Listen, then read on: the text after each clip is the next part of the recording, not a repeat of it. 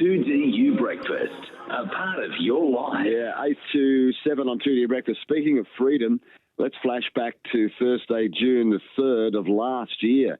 The Dubbo Regional Council received a proposed performance improvement order from the New South Wales government to make every councillor a formal undertaking they will, quote, lift behaviour standards, unquote, and subject the council to a compliance audit by an independent advisor. Well, the New South Wales government wanted to make every councillor make this undertaking. Minister Shelley Hancock, the New South Wales local government minister, made the statement announcing the proposed intervention was an important step for Dubbo Council after a turbulent period. Well, over the weekend, I received news that this performance order, this proposed performance improvement order, had been ticked off, and we're good little boys and girls. The Mayor of Dubbo Regional Council, Matthew Dickerson. So, Matthew, can I say to you, are we out of the naughty corner finally, are we? We are out of the naughty corner, and you mentioned that particular information on the 3rd of June. If we just jump forward a little bit, on the 29th of June last year, the performance improvement order was officially given to Dubbo Regional Council, was officially served on Dubbo Regional Council. How was it served? I assume a letter was sent to the then Mayor and then General Manager or then CEO of Council. Yep. And so there were certain things that had to be undertaken to be able to go through and satisfy that performance improvement order. So there were some things happening at Council that came to the local government minister's attention, as you said, Shelley Hancock. How did it get there, Matthew? Look, I would have thought that there would have been potentially some discussions with maybe the local member, maybe there were enough things in the media that it came to the attention of the local government minister, but there was a fair bit happening in the middle of last year around Council, and it was probably in the news for many poor reasons and probably in lots of different news outlets. I'm sure you talked about Council. I'm sure lots of other media outlets talked about Council at the time. So to their credit, the Mayor of the day would have been, probably by that time, it would have just about been Stephen Lawrence, and obviously Murray Wood was brought in as well. So I'm guessing, and I have to look back at the records, but I'm guessing that was the Mayor and the CEO at the time.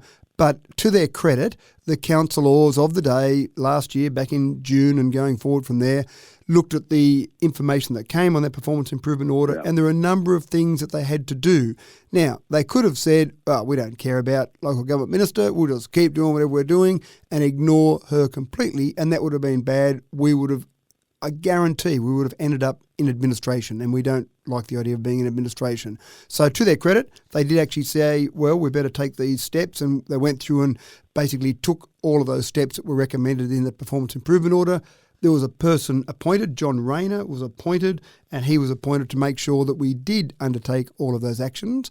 So, how many actions did we have to undertake? There were probably 6 or 7 of them. Obviously I wasn't there at the time. Was it about individuals, or was it about council's behaviour? It was very much about the group behaviour of councillors. So, for example, you had to improve the communications between staff and councillors. You had to have some sort of way of monitoring and managing emails and communications from councillors to staff, from requests from the public coming through to staff. So just even the payment and provisions of expenses for councillors and the mayor, that was changed, so that had to be fixed up. So just a number of things there that just reflected potentially poor behaviour of council at the time. So to their credit, they undertook all those steps. Now, there was an election last year, at the end of last year, obviously, a new group of councillors. Of the 10 councillors from that time, only one was re-elected. But the new minister that came along then, Wendy Tuckerman, was still interested to make sure that the behaviour didn't go across to the new group of councillors. And essentially the letter that was sent, which I made public last Thursday night, essentially that said that there was still monitoring going on after the election, but now the governance arrangements that were put in place last year by the old council and the behaviour of the new council, she's satisfied that everything's okay. So basically, continue on as you are. We're not basically keeping a very close eye on you now, but obviously if we misbehave, then things will be all back on the table.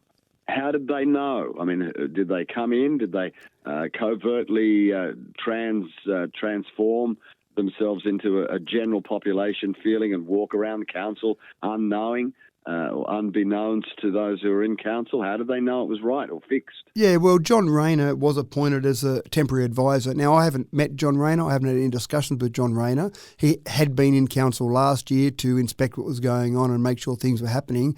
But in general, I think it was pretty easy to see what was happening from the outside of council. John Rayner would have been keeping a close eye on things, and he would have reported back to the minister on how things were progressing. And from that particular bit of information, I'm sure she was satisfied. And I was actually at a meeting on Friday, a meeting called Country Mayors, which we have every 3 months, and Wendy Tuckman happened to be there, so I did grab the opportunity while she was there to have a quick discussion with Wendy face-to-face, and she was obviously aware of the performance improvement order that she'd just lifted, and just from her perspective, she just told me that, yes, she was very satisfied with the new council and continue on the good work, and the new council seemed to be attending all the training sessions, very engaged, the new group. So Wendy was aware of what was going on, but also aware of some of those things. The new group of councillors have been very engaged. There have been lots of training sessions, there have been lots of induction sessions, and they've rolled up their sleeves and really dived into all of that work, a lot of work to do there, and obviously been very engaged out in the community, in the wider community, and that obviously has been noticed by the department. So well done to the last group of councillors for undertaking those steps to fix up the things that needed to be fixed, and well done to the new group of councillors who have basically said, let's make sure this thing continues on in the right direction. So there would have been a stark difference between what was and now what is. I suspect so. And again, I was on the outside looking in last year, but obviously we did see some things that were occurring, and probably around the March, April timeframe, things came to a head. But before that, there were certainly rumblings in the community about things that were occurring. The former mayor, not Stephen Lawrence, the mayor before Stephen Lawrence, obviously seemed to take things into his own hands to a certain extent and not have the group of councillors engaged in things. And some of the feedback I've heard from those councillors was things were happening that they had no idea about, because the former mayor just went on and did things without really consulting with the councillors or the community. Okay, fast forward. We've only got a minute to go, though. How much of a preventative nature now are you in? How can you make sure currently, Matthew Dickerson, it ain't going to happen again? Well, I was on council for 12 years, and there was never anything like a performance improvement order discussed around council, because we just got on and did the job. Obviously, I wasn't involved in the last council, but the new council, again, we just get in and do the job in the right way, make sure we've got good communications, make sure we're open with the community, open with each other.